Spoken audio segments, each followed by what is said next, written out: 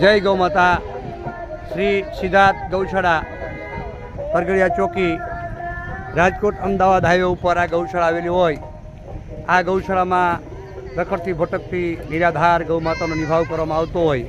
તેમજ કુવાડવા વાંકાનેર ચોકડી ઉપર આવેલ ઝૂંપડપટ્ટીમાં જલારામ બાપાનો રોટલો અને ઓટલો અંગક્ષેત્ર કાર્યરત હોય. તેના ભાગરૂપે આજરોજ શ્રી નીવ પરિવાર દ્વારા આ બાળકોને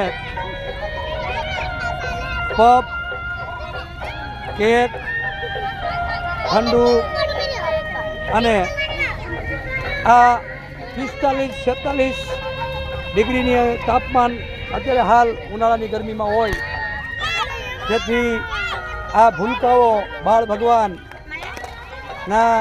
પગ ના બળે તે હેતુથી શ્રી નીવ પરિવાર દ્વારા આ બાળકોને ચપ્પલ વિતરણ કરવામાં આવી રહેલ છે, જેથી કરી આ બાળ ભગવાન આ ધોમ ધકતા તાપમાં 45-46 ડિગ્રી તાપમાનમાં હાલે તો એના પગ ના બળે.